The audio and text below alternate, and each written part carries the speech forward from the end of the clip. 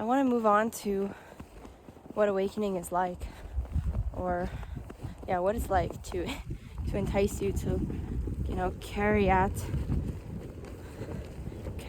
different layers of awakening. There's definitely no end to awakening. There's definitely no end, not that I've found, not that I've noticed or stumbled upon an ending, but it makes sense there's no ending because reality is a strange loop. So right when you think you're at the ending, it's gonna restart. There's no ending. Good luck. If you find an ending, you come and let me know. I would love to see that ending, but I don't think it's possible. So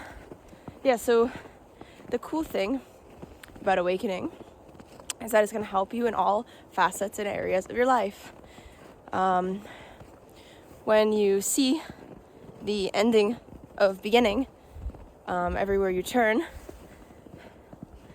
it gives you a sense of unity. It also gives you a sense of emptiness. But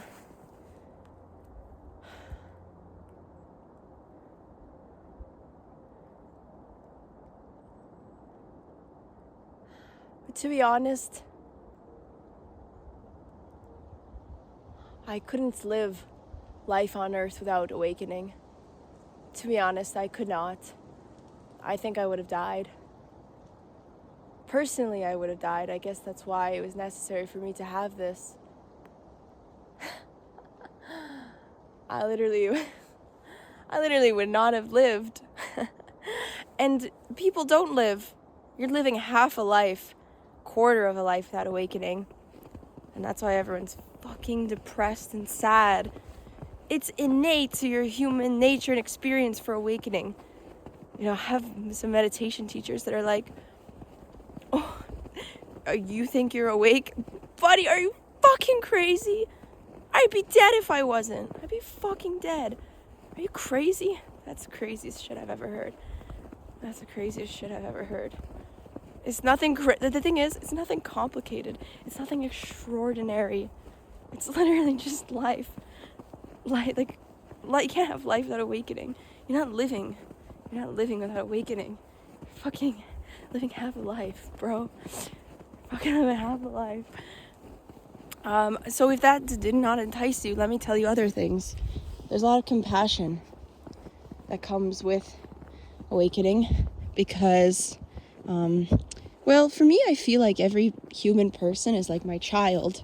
But it's more than that. Like, I just use that as a thing to say, but it's really like they are you, but not in a fucking woo-woo, you are me, this kind of way. No offense, sorry. I get so rude sometimes about this stuff, but I get so rude, man. It can be woo-woo, but it's actually very deeply like infinity. Like, you are me, in the sense that I just created you right now, and you just created me. And we're giving birth to each other, and we're in the infinite fucking cycle. Yo, I'm gonna get lost in here. Okay, I shouldn't say that. Wow, should I just keep talking? This is, a ramble for sure.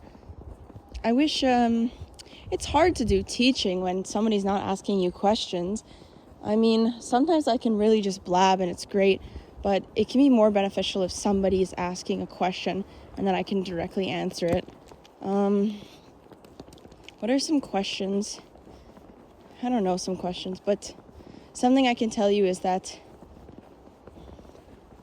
a really important insight. Well, actually, how about this? How about, if you're listening to this, here's something to contemplate. How is the end the beginning? How is the end the beginning? And then you can also flip between how is the beginning the end? How does that show up in reality? And just like watch that real close, because that's amazing. It's like this, the Ouroboros, the snake eating its tail. There's no beginning and there's no end. That's reality. Surprise! surprise. It was, you know what, I've spoiled the surprise, but it's still gonna be a surprise when you find out. It's gonna blow you off your seat, through the galaxy, across the universe, and then right back to your seat. That's reality.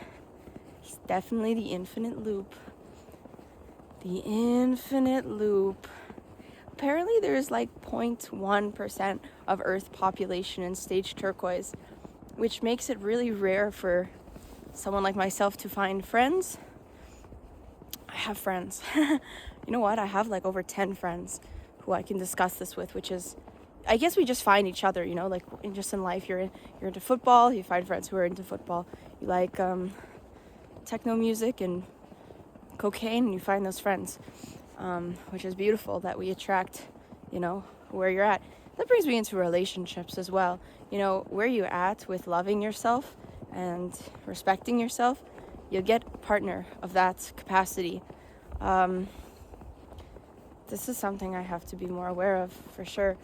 I've had a loving husband, but yeah, I'm getting better of knowing this sort of thing. Anyways, this is more personal, but it can also be a reflective insight to you as well. And yeah, the other thing about awakening is that it's not getting rid of your humanity or your personhood. It's not getting rid of, you know, your uniqueness of you. And with your uniqueness of you comes your uniqueness of bullshit and self-deception techniques that you've so carefully crafted for, I don't know, 25 years. And I just said that because I'm 25, or, you know, however old you are.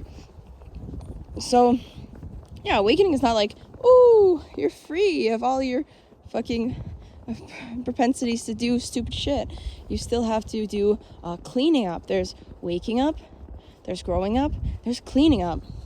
You know, there's a lot of cleaning up to do.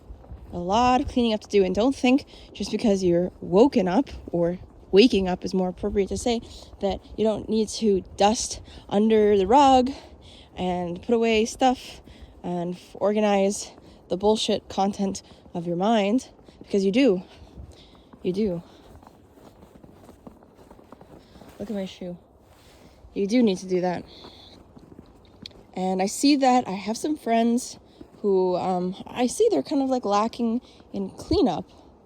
I won't name drop because they're kind of also people on YouTube, but yeah, there's not that it's bad that you're not doing cleanup. It's just like, you know, you're missing an important ingredient of holism. You know, Ken Wilber. That's from Ken Wilber, by the way. Like waking up, growing up, cleaning up.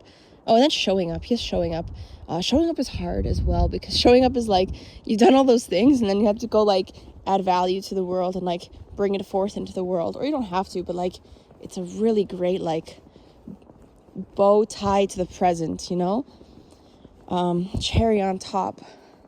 So cleaning up is about doing shadow work, integrating the traumatized parts of yourselves. Everyone's fucking traumatized. Everyone's traumatized by their parents. I'm traumatized by my parents. You know, you got trauma like you wouldn't believe it. You got trauma from your teachers at school, from your friends, from not knowing how to function in society. So much stuff. We have so much stuff.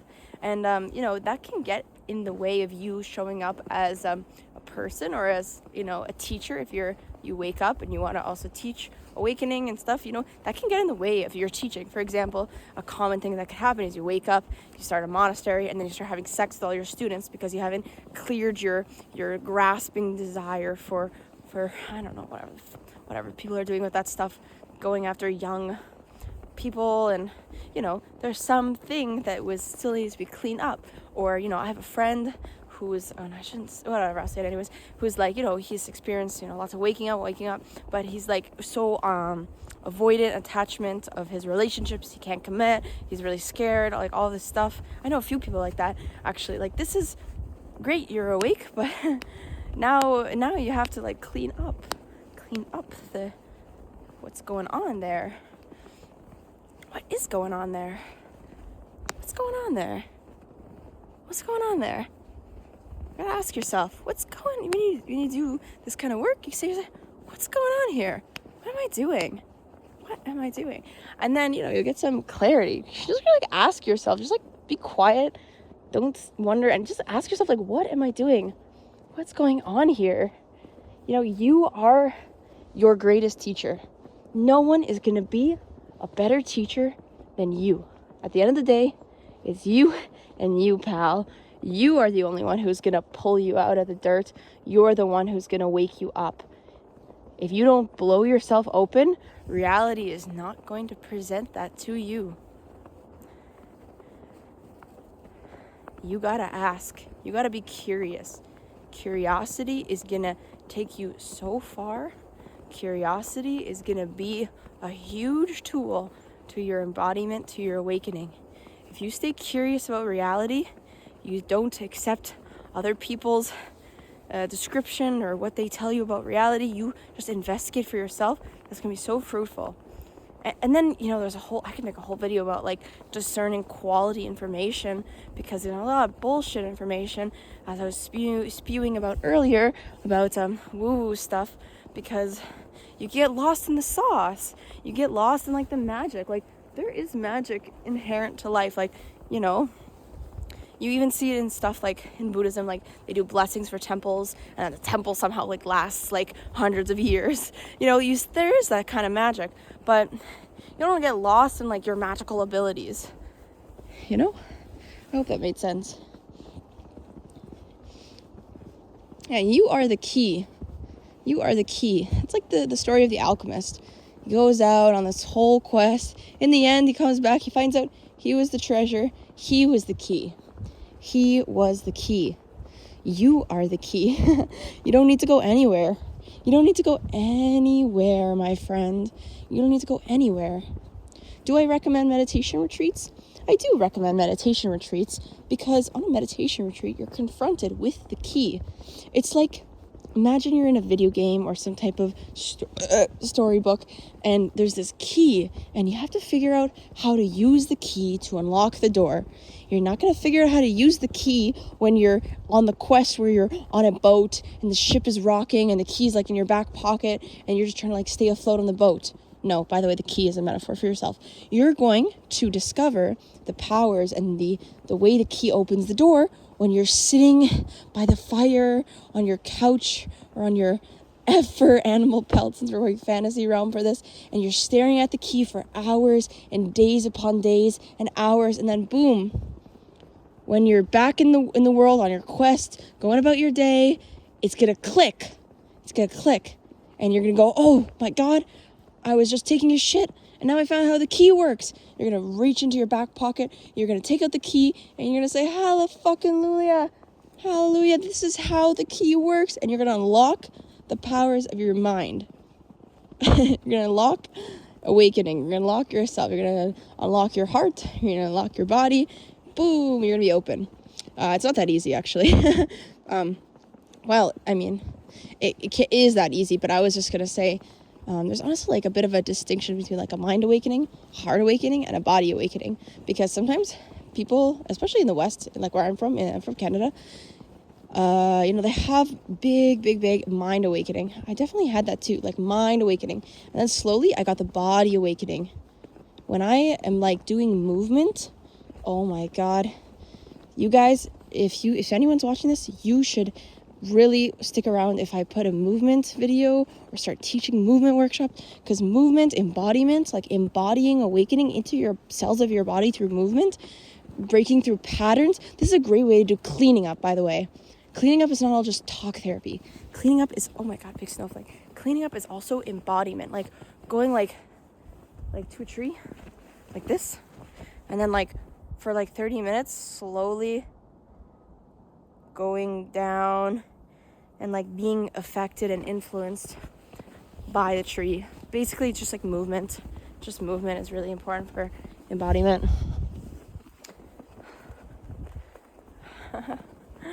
Yeah.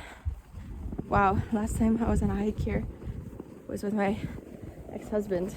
He's a beautiful guy. But sadly, you know what? I lost him to mental illness, and I discovered what mental illness is. It's just a contraction. It's a contraction of the mind away from the heart. His mind his mind took him away from his heart. So basically, it's, to say the least, he's closed off in his heart and spiraling in the mind because there's not a good circulation of heart awakening to mind awakening.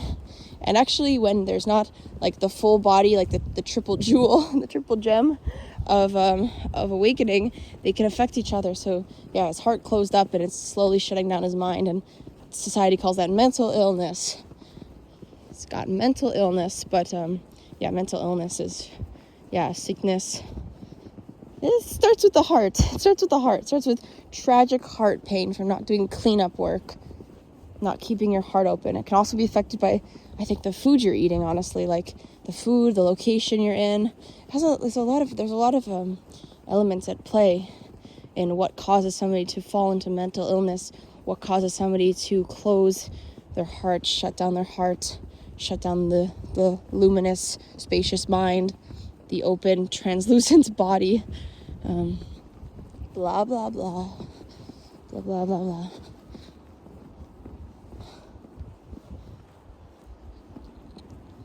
I always love this part of the park.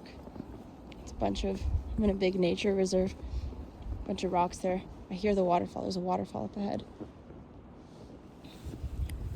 Big waterfall. Well, not that big, but pretty nice. Actually, last time I was here, I was staying with a friend that, she saw the waterfall and she's like, I've seen a similar place in another country. And I was like, I've seen it in a similar place also in another country. And like, it had the same energy. So it's like, there's like these little portals of like similar energy frequencies or something. And it's cool because like I'm a fantasy writer. So like, yeah, I just felt like we were like right in a fantasy book, like finding this energy portal center. And my book is about portal travel. It's called The Portal Weaver. Okay. Anyways, hope you enjoyed this ramble video.